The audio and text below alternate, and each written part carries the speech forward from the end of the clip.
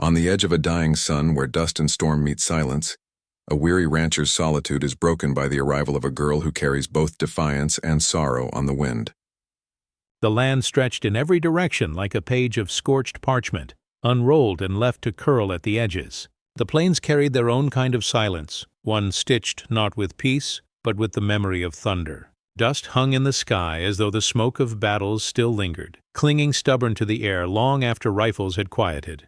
Wind leaned through the sagebrush, scattering grit over the hides of cattle and into the lines of a man's weather-worn face.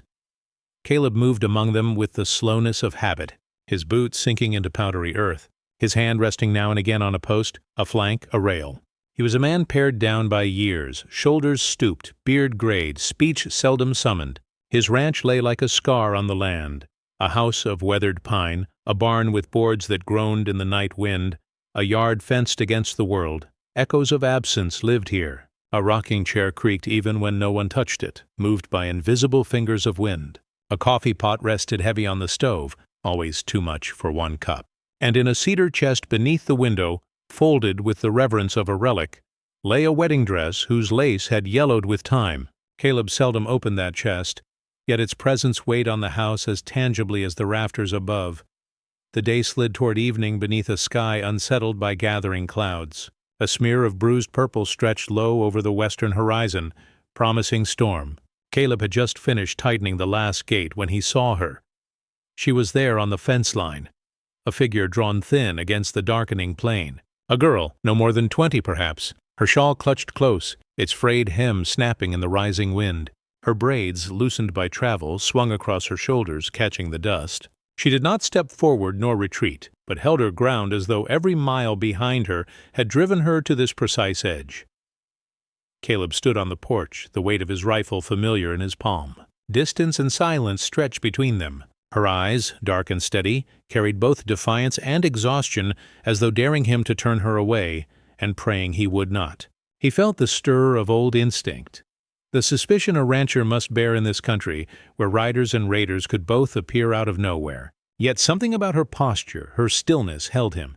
The wind pressed harder. A sheet of lightning split the sky in two. When at last she spoke, her voice was not loud, yet it cut through the storm's whisper like a blade. "We are incomplete without a man." The words landed heavy, strange, uninvited. Caleb's brow furrowed. He felt them not as a demand, but as an echo of something old and wounded. A sentence torn from a place he did not know. Half of him recoiled, half of him remembered. For a moment he heard his wife's laughter in the orchard years ago, before silence had claimed her, before soil had closed over her name. He did not answer. Instead, he shifted the rifle back inside the doorway and drew another chair near the fire, its back curved, its legs worn smooth from use. Then he stood there, waiting, the storm gathering like cavalry hooves overhead. Rain came first as a whisper on the dust, then as a roar that swallowed the plain. Thunder rolled heavy across the sky, shaking the timbers of the house. Caleb did not call to her. Yet when the rain broke its full weight upon the land, she moved slowly, as if each step demanded courage, and crossed the threshold of his porch. Water dripped from her shawl, braided strands plastered to her cheeks. For the briefest breath, her gaze searched his, uncertain whether she was guest or captive. Then her eyes shifted to the chair he had placed near the fire. She lowered herself onto it with a small sigh, the kind that belongs to those who have walked farther than their strength should have allowed.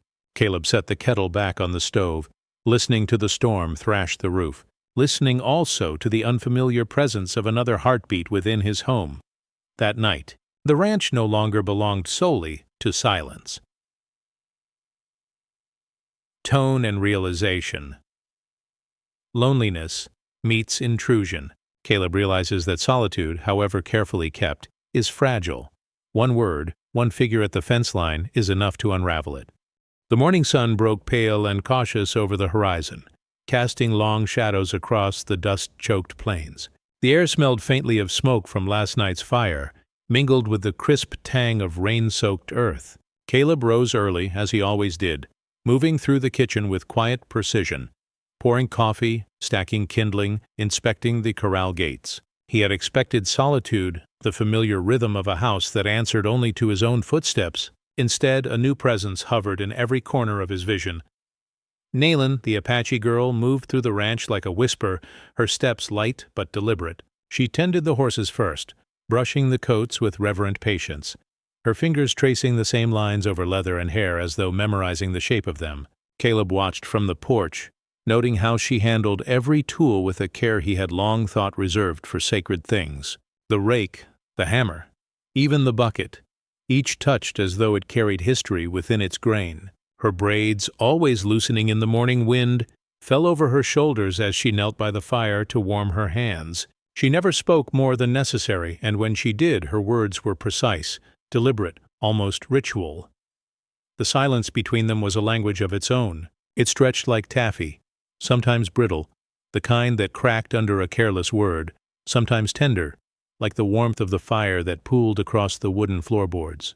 Caleb sipped his coffee in the rocking chair, listening to the scrape of her boots against the floor, the clink of metal against metal in the barn, the soft murmurs of her voice as she hummed old melodies under her breath. He wondered why she had come, why she had uttered those strange, impossible words.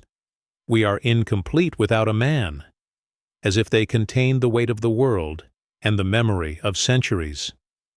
Night fell slowly, the sky darkening with bruised clouds. Firelight flickered across the cabin walls, casting their elongated shadows onto the rough-hewn floor. Naylin crouched beside Caleb, her hands steady as she wrapped a strip of cloth around a small gash on his palm, a wound from mending a stubborn fence wire.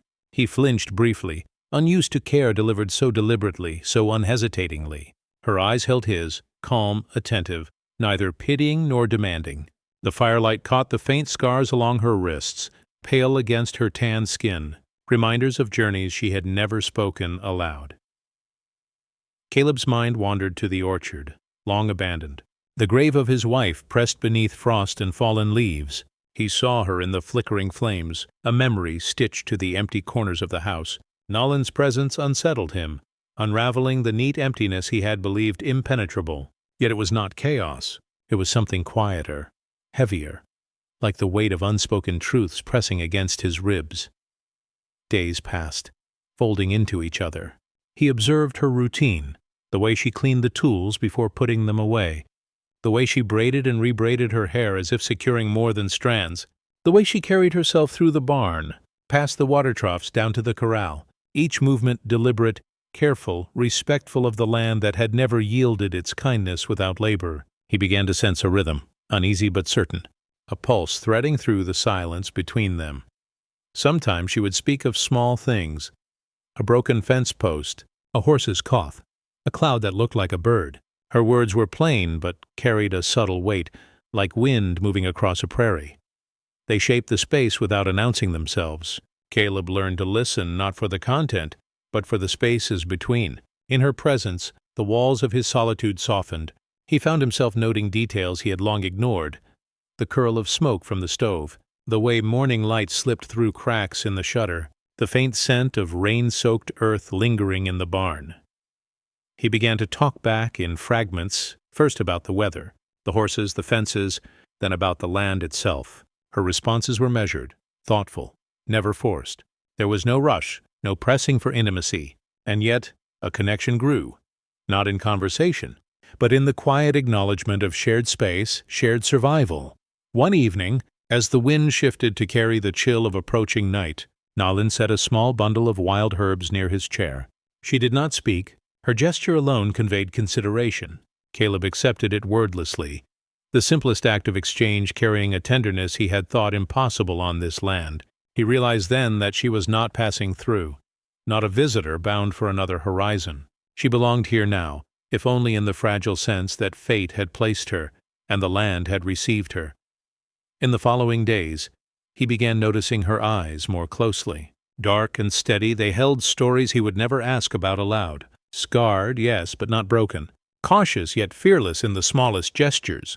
Caleb understood that she, too, carried solitude like a cloak, stitched with the memories of absence, the echoes of survival. And in their shared quiet, he saw that neither could exist in isolation forever. Not the girl, not the man. By the end of the week, the ranch had settled into a new rhythm, fragile and uncertain, yet persistent. The rocking chair no longer creaked in empty protest. The fire was tended not for one, but for two.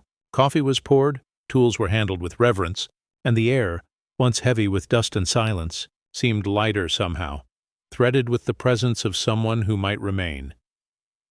Caleb leaned back in his chair one night, watching Nalin braid her hair by the firelight, the flicker tracing the lines of her face and the faint scars along her arms. He realized quietly that her words had been more than a plea. They were a statement of truth, fragile yet insistent. She was incomplete, yes, but so was he, and together, for reasons neither fully understood, they had begun to make a small, careful whole.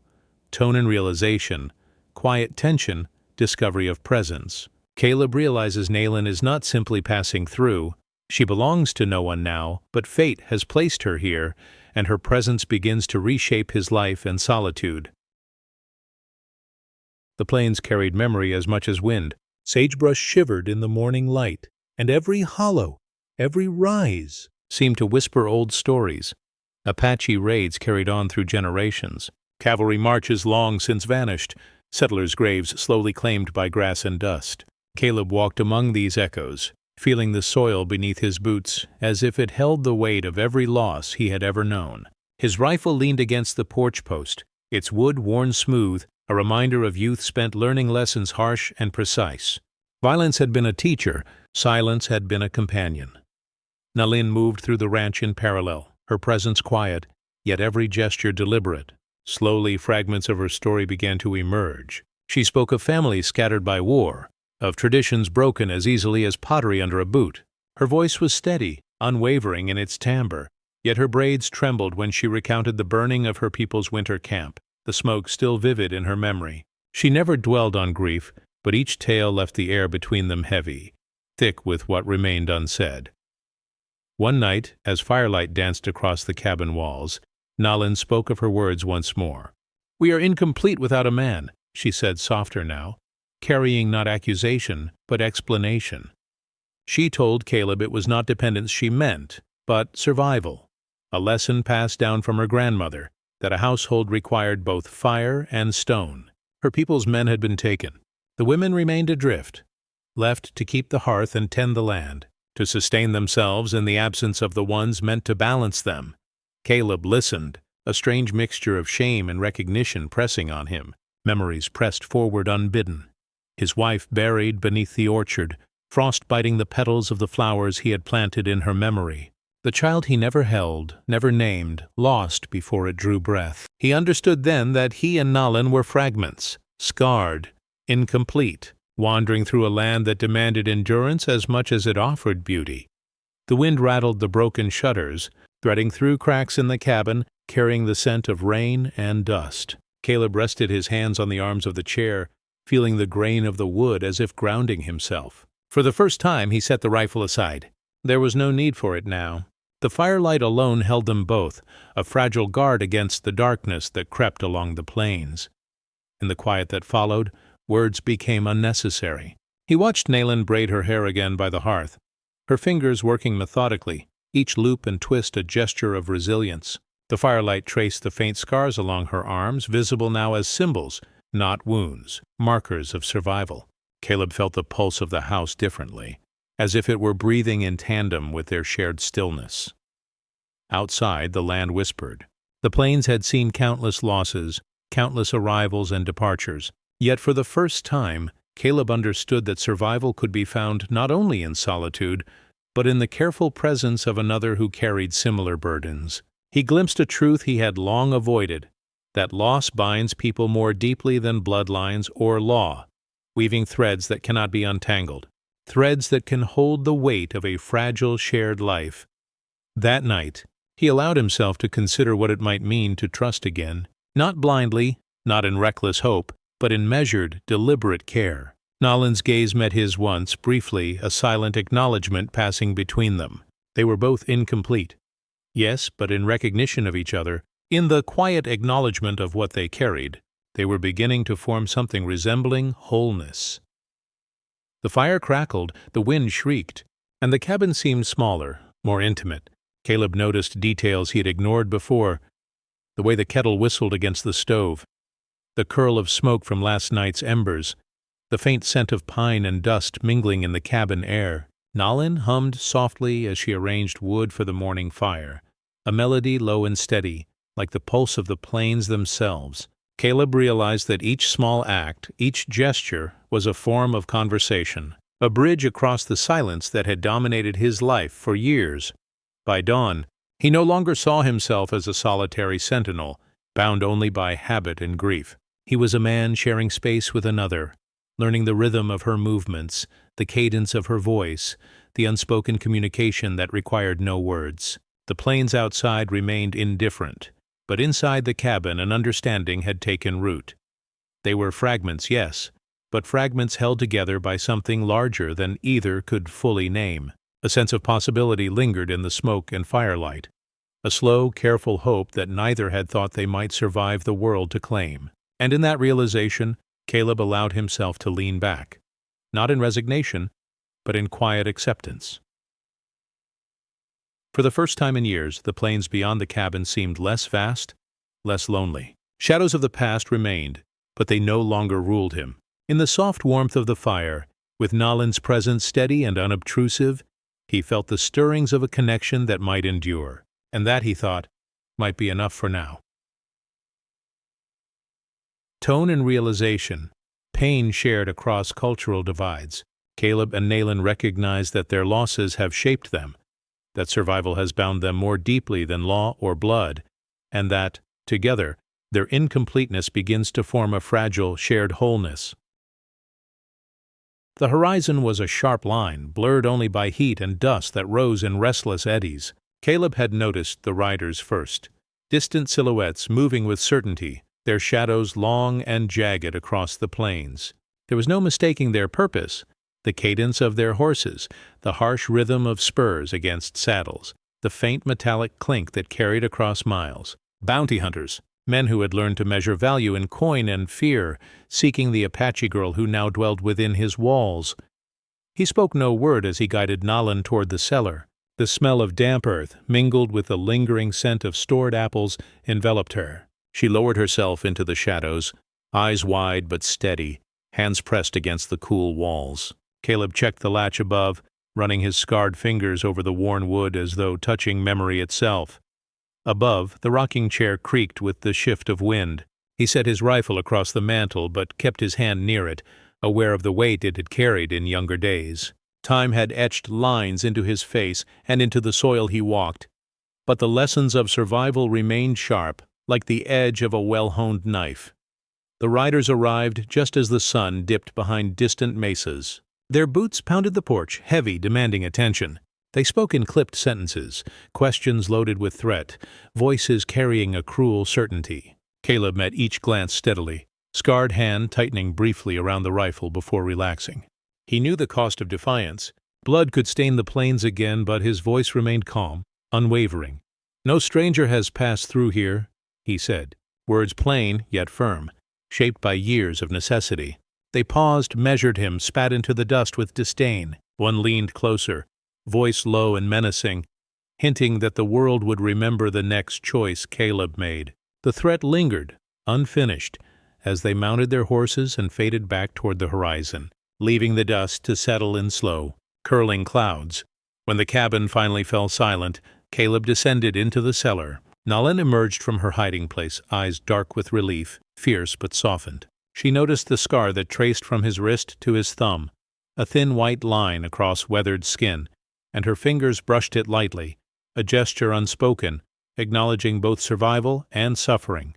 Caleb looked at her, noticing the faint tremor in her hands, the soft pull of her braids, the weight of every mile she had traveled.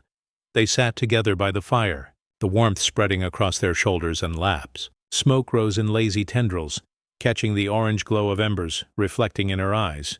Beyond the windows, storm clouds dissipated into streaked stars, the plains vast and indifferent once more. Inside, the cabin held a fragile sanctuary, one built not of walls or doors, but of shared vigilance and trust.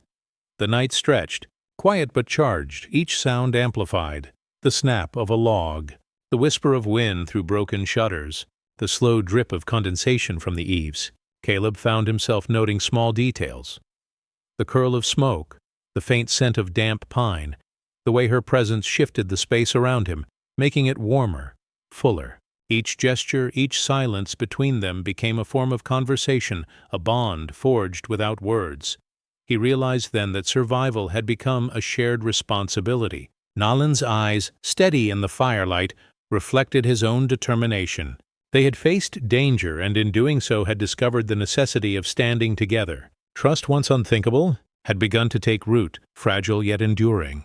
Like the first green shoots after winter frost. Caleb leaned back slightly, watching her braid and unbraid her hair by the glow of the fire, noting how the shadows flickered across her face. The scar on his hand itched faintly, a reminder of battles past, but also of the choice to protect what mattered now. Nalan's touch had made it real, pain shared, acknowledged and transformed into connection.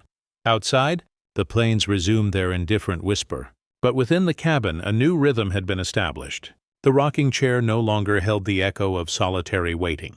The fire no longer consumed fuel for a single body. Together, they had met the threat of the world and survived, and in that shared endurance, a quiet affirmation took hold. Survival was no longer solitary. Hours passed, slow and measured. The fire dwindled, leaving faint orange embers, smoke curling toward the cracked ceiling. Caleb set his rifle aside completely, eyes never leaving Nalan's, noting the way her shoulders relaxed slightly, how her fingers lingered on the edge of the fireboard. Silence now carried warmth instead of apprehension. By the first light of dawn, the cabin was washed in pale gold. Dust settled back into corners. The plains beyond seemed less threatening, though Caleb knew it would call again. Yet inside, trust had been forged, not through words, not through promises, but through shared experience, presence, and vigilance. Nalan's eyes met his once more, a simple understanding passing between them. Whatever lay ahead, they would face it side by side. And for the first time in many seasons, Caleb felt the deep, quiet relief of knowing he was no longer alone in the world. Tone and realization. Tension peaks as danger threatens, yet trust and shared survival emerge. Caleb and Nalan understand that facing threats together transforms fear into quiet, resilient companionship, building the foundation for a fragile yet enduring bond. Winter came softly at first, a hush of frost that settled over the plains, brushing the tips of sagebrush and dry grasses with silver. By mid-morning, snow lay thick across the ranch, blanketing the orchard in quiet white and muffling the usual clamor of cattle and wind. The branches of the trees were bare, skeletal against the pale sky, and the tools in the shed hung untouched, their edges dulled by neglect and cold. The world shrank, contracting into the cabin where firelight flickered against frost-laced windows and breath rose in curling fog. In that stillness, Nalan and Caleb discovered the rhythm of shared presence. She sat by the hearth, sewing patches into an old wedding dress she had found folded in the cedar chest, the fabric worn and delicate, yellowed by time. Each stitch was careful, deliberate, a ceremony of repair as much as creation. Caleb moved quietly in the space around her, sharpening tools with measured strokes, not for violence but for the labor that spring would demand. The rasp of steel against metal, the whisper of thread through cloth, these were their new music, a cadence unspoken yet understood. Words were few. Conversation occurred instead in gestures. A cup of coffee passed across the hearth, the careful braiding of hair, boots set side by the door to dry. In these small acts, they spoke a language deeper than sound, a language of attentiveness and acknowledgement. Caleb found himself watching her hands, noticing how she worked and paused, how her eyes flickered with concentration and memory. He realized that shelter was not merely walls, boards, and roof. It was the deliberate act of keeping another safe, and allowing oneself to be kept safe in return. Nalan, in turn, observed Caleb in ways words could not capture. She saw strength not in domination or command, but in endurance, in the patience of a man who could bear the cold, the hunger, the long nights without complaint. He had stood guard over her, yes, but not to control. He had borne the silence, the threat, and the long weight of solitude, and in doing so had offered her a space to heal. Slowly she began to understand that manhood, in this place and time, was measured not by power but by reliability, by presence, by the willingness to face the world and let another recover beside you. Outside, Snow continued to fall, settling in soft layers that muted all sound. Inside, the fire cracked and hissed, shadows leaping across the walls and ceiling. Caleb leaned back, the rhythm of his chair a slow, steady heartbeat. Nalin hummed faintly, thread running through fabric, the motion rhythmic and unbroken. In that continuity, the days passed, long and measured, each one reinforcing the fragile trust that had grown between them. He found that he noticed details he had long ignored, the faint scent of pine resin brought in on her shawl, the way her braid shifted when she reached for a piece of cloth, the tiny curl of smoke from the fire curling against the ceiling beam. These small moments became markers of connection, quiet proof that they existed together, not merely side by side, but in tandem. At times the cold pressed against the cabin, rattling the window panes and forcing them closer to the hearth. Caleb would pour coffee into 2 mugs, hands brushing hers in the exchange, and they would sit in companionable silence, watching the frost deepen on the orchard beyond. He recognized that comfort was not in speech but in presence, and that warmth could be cultivated without words.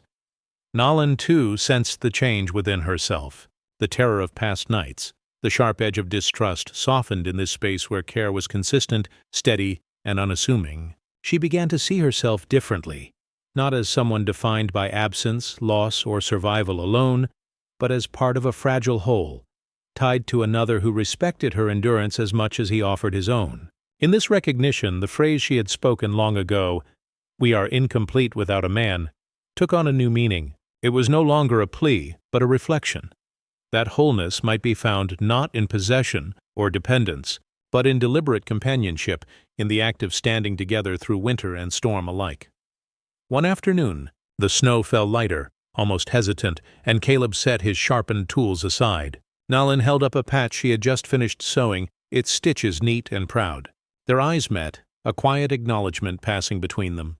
No words, no ceremony, only recognition. In that glance they communicated all that had been built in silence and shared labor.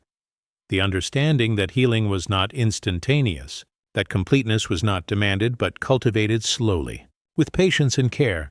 As the week wore on, the ranch seemed to breathe differently.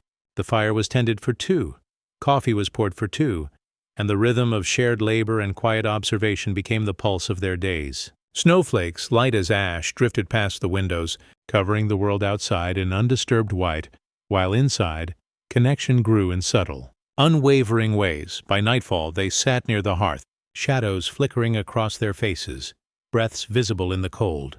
Caleb reached out, brushing a stray braid from Nalin's shoulder, and she allowed it without hesitation. It was a small gesture, but one laden with significance. Trust, presence, acceptance. Winter raged outside, indifferent, but within, a warmth had taken root. It was quiet, steady, and enduring, built not of declarations but of care, attention, and shared survival, and in that quiet, each understood something new. Completeness was not found in walls, nor in ownership, nor in domination. It was found in the careful, deliberate act of keeping another safe, and allowing oneself to be kept safe in return. In that fragile reciprocity, winter became a teacher, and the heart learned its rhythm again.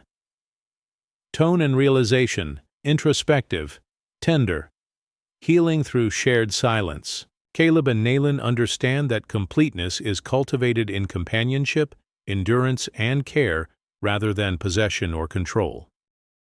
The thaw came gradually, whispering its presence across the plains. Snow melted in slow rivulets, feeding the thirsty soil and winding down into gullies etched over winter's past. The air carried the scent of wet earth, of pine softened by rain, and the distant hum of returning insects. Caleb and Nalin stepped into the orchard together, boots sinking into the softening ground, eyes tracing the buds that swelled cautiously on bare branches. The trees, skeletal for months, now hinted at life to come, and in their tender green, the world seemed to offer a quiet promise. Nalin laughed softly, a sound rare and unpracticed, yet wholly genuine. It fluttered over the orchard like a bird, catching Caleb by surprise. He had never heard her laugh before, not in the firelight of winter, not in the cautious hush of the cabin. She tied a strip of her old shawl to a limb, twisting the ends with care, as if the motion itself were a prayer for renewal. The breeze carried the shawl's frayed edges in gentle arcs, and Caleb understood that her gestures had become a language of hope, ritualized and private, yet shared in their silence. Together, they began the labor of the land. Fences were rebuilt, sagging posts set firm into the thawing soil.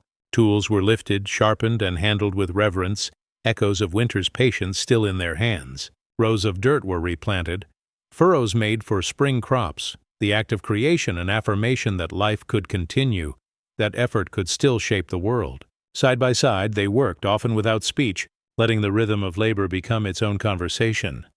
The wedding dress remained folded, untouched but no longer burdensome, a symbol of memory held without weight. It was a testament to what had been, to what could not be undone. Yet it was also a reminder that transformation was possible, that the past could coexist with the present without consuming it. They were not husband and wife, nor captor and captive, nor settler and outcast. They were two incomplete souls who had chosen, deliberately and silently, to shelter one another. In that choice, a fragile wholeness had been forged. The rocking chair no longer creaked alone. It moved in tandem with the small, deliberate gestures of two lives intersecting. Coffee was poured for two each morning, the aroma drifting through the kitchen, blending with the warmth of firelight. Scarred hands touched without fear, faces smiled without restraint. And the quiet of the cabin was no longer hollow. It was full of attention, care, and the steady acknowledgement of another's presence. Caleb watched Nayland as she knelt to inspect a tender sprout, her braid falling over her shoulder in the sun's light. She traced the soil gently with her fingers, and he noticed the meticulous care in every movement, the same care that had once stitched the wedding dress, the same care that now tended both land and life. He saw that the scars they carried, the physical, the emotional, were no longer only reminders of absence and pain. They were markers of endurance, of passage through suffering toward resilience. The solitude that had once defined him now seemed distant, softened by the shared labor of presence and attention. Nalin in turn observed Caleb in ways subtle and telling. She saw the slow ease with which he lifted a post, the gentle attention in his hands as he adjusted a fence, the quiet pride in work completed without fanfare. Strength had always been measured in her world by survival. Here she recognized another kind of strength, the courage to remain steady, to build, to protect, to nurture. And in that observation she laughed again, soft, unguarded, a sound that mingled with the warming wind and the drip of melting snow from budding branches. They walked through the orchard, boots leaving shallow impressions in the moist earth, speaking only when necessary, speaking mostly in the language of glances, of gestures, of shared rhythm. Nalin paused to tie another strip of fabric to a branch, a silent act that marked her passage and presence. Caleb touched the handle of a spade, then lifted it, brushing soil from his gloves, and in these quiet, deliberate acts, a mutual recognition grew. They were incomplete alone, but together they created balance. A fragile wholeness stitched with care, patience, and unspoken understanding. The sun warmed their backs as they moved, pale light pooling across the orchard floor. Each step, each motion became a meditation, a way of honoring both the land and each other. The past was present in the folds of the wedding dress, in scars and memories, in the silence between their words. Yet it no longer weighed them down. It was carried with dignity as a necessary part of who they were, a testament to what they had endured. By the afternoon, the orchard hummed quietly with life's return. Buds had swelled further, the soil was rich with thawed moisture, and the sun gleamed off wet branches. Caleb and Nayland paused together, surveying the orchard, the land they had touched, the care they had given. No words were needed to mark the transformation, the slow, deliberate healing of both soil and soul. As they returned to the cabin, side by side, their shadows stretched long across the soft earth. The rocking chair waited, now a symbol not of solitude, but of shared existence. Coffee was poured for two, the fire stoked, and warmth settled in more deeply than it had for seasons. Scars remained, but they no longer throbbed with loneliness. The past existed, held with acknowledgement, but it did not dictate the present. For the first time in many seasons, the world outside and the world within aligned in quiet concord. Healing did not erase memory. It allowed the past to be carried forward alongside care, labor, and companionship. In the orchard, amid the thawing snow and swelling buds, Caleb and Nayland discovered that life could be rebuilt, slowly, deliberately, with the acknowledgement that incompleteness could, by choice, become something whole. Tone and realization, resolution, quiet rebirth. Caleb and Nayland understand that healing does not erase the past, it allows it to be carried with dignity into the future. Their incompleteness, once a solitary burden, has transformed into a shared wholeness through trust, labor, and companionship.